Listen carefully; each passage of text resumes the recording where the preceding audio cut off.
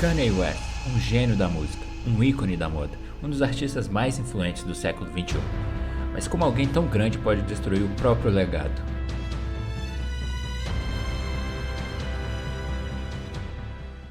A construção de um império. Kanye conquistou o mundo com The College Dropout, revolucionou com My Beautiful Dark Twisted Fantasy e redefiniu a moda com a Yeezy. Ele era mais que um artista, era um símbolo de criatividade e autenticidade. No começo dos anos 2000, enquanto o rap era dominado por letras sobre gangues, drogas e ostentação, Kanye West apareceu usando um suéter rosa, uma mochila nas costas e falando sobre insegurança, fé, racismo e até a faculdade. Enquanto todos tentavam provar que eram durões, ele provava que era diferente. Ele não queria parecer um gangsta, ele queria parecer real. Kanye chegou com tudo no seu álbum de estreia, The College Dropout. Foi indicado a 10 Grammys, mas perdeu nas principais categorias. No Grammy, ele não levou o prêmio principal, o de álbum do ano, mas venceu como melhor álbum de rap. E na hora do discurso, cravou uma das frases mais lembradas da história da música. Everybody asked me the question. They wanted to know what kind. I know he's gonna wild out and he's gonna do something crazy. Everybody wanted to know what I would do if I didn't win. I guess we'll never know. E no ano seguinte, com Late Registration, ele não foi só indicado de novo, como saiu do Grammy com 3 estatuetas na mão. Já em 2006, Kanye perdeu o prêmio de melhor clipe no VMA com Touch the Sky. O vencedor, We Are Your Friends, do Justice com Simeon. Na hora, Kanye ficou revoltado, subiu no palco, protestou e saiu dizendo que o clipe dele tinha tudo, cinema, conceito e grana, e que era um roubo ele ter perdido. Mas aí vem a parte curiosa. O manager do Justice era o mesmo manager do Daft Punk, e foi através dele que Kanye conseguiu o contato que mudaria tudo.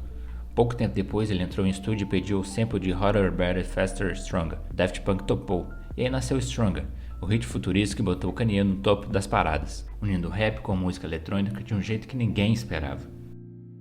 Graduation, o momento em que o mundo se curvou. Com Graduation, Kanye não só lançou um álbum, ele lançou uma nova era. Misturando rap com synth-pop, eletrônica e estética futurista, ele fez o hip-hop parecer maior, mais colorido, mais global, mais moderno. Foi nessa época que ele derrotou o 50 Cent nas vendas, numa batalha simbólica entre o rap do passado e o rap do futuro. E o futuro tinha nome, Kanye West. Graduation explodiu no mundo inteiro. De Strong a Flashlights, era hit atrás de hit, conceito atrás de conceito. E aí entra o ponto polêmico. Muita gente começou a tratar Graduation como um escudo, como se dissesse: ah, ele falou besteira, mas olha o que ele já fez. Você pode até não gostar dele, mas não pode negar que ele é gênio. Esse álbum virou quase um álibi cultural para justificar os surtos, as falas absurdas e as atitudes sem noção. E assim, aos poucos, Kanye começou a se tornar um artista que todo mundo admirava, mas já com certo mais no final da frase. A dor que virou som. Thunder, 808s and Heartbreak. Em 2007, Kanye viveu o maior trauma da vida dele, a morte de sua mãe, Danda West. Ela era mais do que mãe, era mentora, conselheira, sua maior apoiadora. A perda foi devastadora e, para completar, o noivado com Alex Spiffer terminou pouco tempo depois. Kanye não era mais o mesmo. Isso ficou claro no álbum seguinte, 808s and Heartbreak, um disco frio, sombrio, cheio de autotune, batidas minimalistas e letras sobre dor, vazio e solidão. Na época, muita gente não entendeu. Disseram que ele tinha pirado, que aquele não era o Kanye de verdade. Mas anos depois ficou claro. 808s and Heartbreak foi visionário. Hoje, dá pra traçar uma linha direta entre esse álbum e artistas como Drake, Travis Scott, Kid Cudi, The Weeknd, Uzi Vert, entre vários outros. Kanye abriu caminho para que o rap pudesse ser mais emocional, mais vulnerável e mais humano. Ele transformou o luto em legado e, mais uma vez, reinventou o que o rap poderia ser. A queda começa, polêmicas e cancelamento. 2009, VMA, Taylor Swift ganha o prêmio de melhor clipe feminino por You Belong With Me. Kanye sobe no palco, tira o microfone da mão dela e solta a frase que viraria meme. Thank you so much for giving me a chance to win a VMA award. Yo, Taylor, I'm really happy for you. I'm gonna let you finish. But Beyonce had one of the best videos of all time. One of the best videos of all time.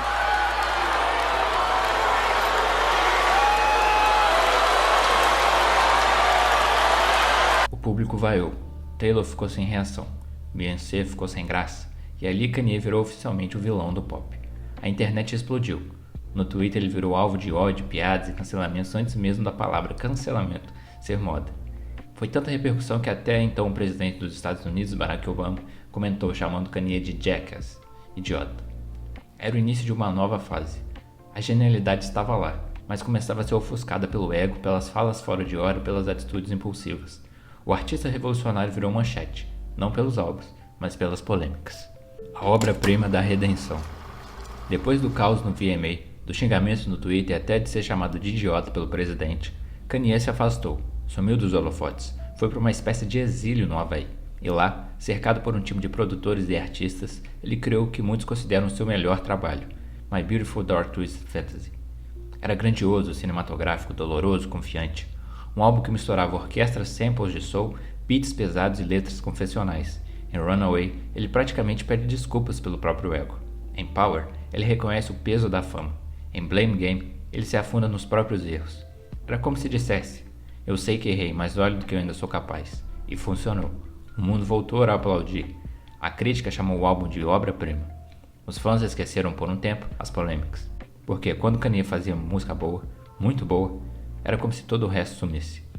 Ele sabia disso, e usava isso. A fé, o caos e os tweets. Depois de ser perdoado por My Beautiful Dark Twisted Fantasy, Kanye parecia estar em paz. Mas não por muito tempo. Em 2016 ele solta um tweet que explode a internet. Bill Cosby innocent. Isso mesmo. No auge das acusações de abuso contra Cosby, Kanye resolveu defendê-lo publicamente. A reação? Caos. Marcas começaram a se afastar, fãs se revoltaram, mas ele não recuou. E como sempre, junto do caos vinha um álbum. Nascia The Life of Pablo, uma obra confusa, espiritual, genial e caótica ao mesmo tempo. Lançada exclusivamente no Tidal, com tracklist mudando o tempo inteiro, e atualização feitas mesmo depois do lançamento. Era como um álbum em beta, mas mesmo com toda a bagunça, o som era poderoso. Father Stretch My Hands Part 1 dominou memes e festas. Mais uma vez, Kanye mostrava que quando abria a boca gerava confusão, mas quando abriu o estúdio, entregava algo que ninguém mais conseguia, e o público, mesmo irritado, ainda ouvia. Colapso real, internação e saúde mental. Em 2016, logo após o lançamento turbulento de The Life of Pablo e uma turnê cheia de discursos longos e confusos no palco, Kanye chegou ao limite. Cancelou os shows, começou a agir de forma errática. Então veio a notícia: internado à força em um hospital psiquiátrico, por esgotamento mental. Kanye estava quebrado. Ele já havia falado abertamente sobre a sua luta contra transtornos mentais. Mais tarde, revelou ter sido diagnosticado com transtorno bipolar. Aquela internação não foi só um escândalo midiático, foi um lembrete brutal. Por trás do gênio, havia um ser humano sobrecarregado, confuso e lutando contra ele mesmo. Muita gente passou a olhar para ele com mais empatia. Outros, ainda assim, diziam: ele precisa de ajuda, não de holofotes. Mas Kanye nunca quis apagar as luzes. Nos anos seguintes, Kanye mergulhou em polêmicas. Apareceu com boné maga, elogiou Donald Trump e chocou o mundo a dizer que a escravidão parecia uma escolha. Cada fala parecia cavar mais fundo o buraco de sua reputação. Mas enquanto isso, lá no Wyoming, Kanye também estava criando. Lançou Ye, um álbum curto e introspectivo onde falava abertamente sobre os seus problemas mentais. I hate being bipolar, it's awesome, era uma frase na capa. Poucas semanas depois veio Kids See Ghosts, parceria com Kid Cudi, um álbum sobre dor, cor e o peso de viver com a mente em guerra. Era o Kanye em conflito com ele mesmo. De um lado, as falas irresponsáveis e os posicionamentos políticos controversos. Do outro, um artista tentando se manter são, tentando usar a música para se entender e ser entendido. E de novo, mesmo com tanta confusão em volta, as músicas ainda tocavam as pessoas. Porque no fundo, Kanye sempre foi isso, brilhante e imprevisível, revolucionário e problemático, capaz de criar luz enquanto mergulhava na própria escuridão. Jesus is King. Jesus is King. Nada de palavrões, nada de ego, só louvor, espiritualidade e redenção. Era uma mudança radical. Kanye agora dizia que era salvo por Deus e queria levar isso ao mundo. Criou o Sunday Service, cultos ao ar livre com coral gospel e visuais cinematográficos. Reuniu multidões, virou trend topic e lançou o álbum Jesus is King. A crítica ficou dividida. Alguns acharam inconsistente, outros viram como um sopro de frescor e fé. Mas uma coisa era certa: Kanye ainda ditava o assunto, mesmo longe do rap tradicional, mesmo pregando. Era como se ele estivesse tentando se reconstruir, apagar o passado, buscar paz e provar que sua arte podia ser luz. Mas a calmaria não duraria. Donda 1. Em 2021, Kanye lança Donda, um álbum em homenagem à sua mãe, Donda West. Foi o trabalho mais longo e emocional dele em anos, mas não foi só a música. Kanye transformou o lançamento em um evento gigante, com audições em estádios lotados, performances teatrais e visuais simbólicos. Donda misturava fé, dor, família e ego, tudo que define Kanye. Mesmo com faixas polêmicas e participações controversas, o álbum foi um sucesso. Estreou em primeiro lugar e mostrou que, mesmo em crise, ele ainda conseguia entregar arte em escala épica. Era como um grito de saudade, uma tentativa de reconexão com suas raízes, antes de tudo desmoronar de vez. Em 2021, o que parecia ser impossível aconteceu. Kanye e Kim Kardashian se divorciaram. Um dos casais mais midiáticos do mundo, com filhos, fama e impérios, se separava. E diferente de outros términos, esse virou um verdadeiro espetáculo público. Kanye não aceitou bem. Começou a postar indiretas, expor conversas privadas, atacar aqui nas redes. Quando ela começou a namorar Pete Davidson, as coisas pioraram. Kanye lançou um clipe onde enterra um boneco parecido com Pete. Fez posts ameaçadores. Foi acusado de assédio virtual. A internet se dividia entre quem achava que ele precisava de ajuda e quem dizia que aquilo era simplesmente perigoso. No meio desse furacão, ele tentou lançar um novo álbum, Donda 2. Só que o disco nunca chegou oficialmente às plataformas. Ficou preso num dispositivo chamado Stem Player e muita gente nunca ouviu de verdade. Era como se até a música, sua última forma de redenção, estivesse se perdendo no meio do caos. Kanye já não era mais só controverso. Estava sendo visto como obsessivo, descontrolado e triste. A genialidade ainda existia, mas agora era difícil de encontrar no meio de tanto barulho. Em 2022, Kanye cruzou a linha de vez. Fez declarações abertamente antissemitas em entrevistas, redes sociais e até ao vivo. Chegou a dizer que faria Defcon 3 em judeus, distorcendo o termo militar Defcon. Foi banido do Twitter. Perdeu contratos com Adidas, Balenciaga e diversas marcas. A Adidas sozinha representava bilhões em receita. Com a quebra do contrato, Kanye deixou de ser bilionário da noite para o dia. E dessa vez, ninguém conseguiu defender. Artistas, fãs, veículos de imprensa, todo mundo se afastou. Não era mais sobre polêmica. Era sobre ódio, preconceito e irresponsabilidade. O homem que já foi visto como gênio, visionário, inovador, agora era sinônimo de tudo que ele sempre criticou. Arrogância sem limites, vaidade cega e destruição do próprio legado. Kanye West não perdeu só contratos, perdeu o respeito. Vultures causa a sombra do que já foi.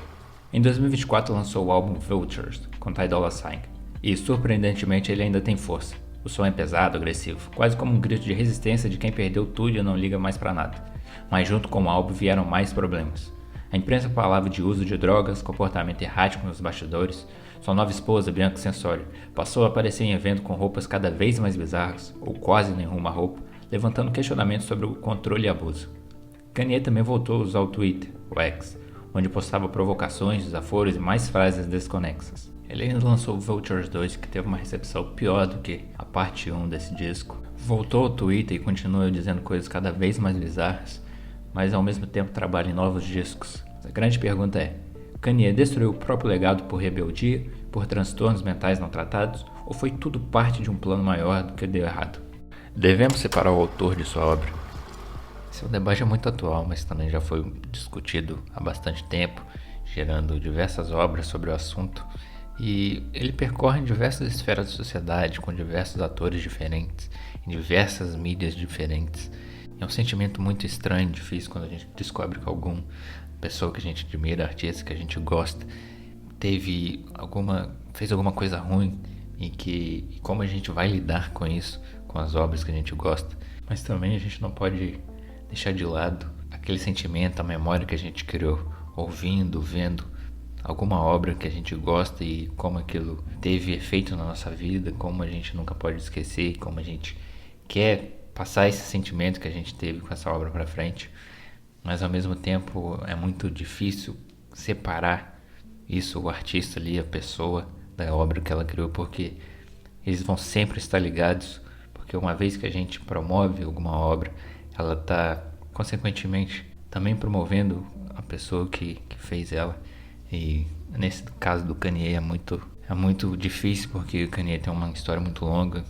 Ele teve muitos altos e baixos, como a gente já viu, mas ao mesmo tempo ele está tendo muitos baixos que fazem as pessoas reconsiderarem se elas deviam continuar ouvindo aquelas obras que elas ouviram lá atrás, que mudou a vida delas. Mesmo depois de algum tempo, elas ainda gostam da música, apesar do Kanye. É um tema que eu acho que não vai terminar hoje, que é um tema que é muito difícil chegar a alguma conclusão aceitável, porque nós seres humanos somos pessoas complexas, nós não somos apenas racionais. E a música aqui, que é o tema desse vídeo, ela não é uma coisa racional. Pelo menos na sua maior parte, ela também é muito sentimental.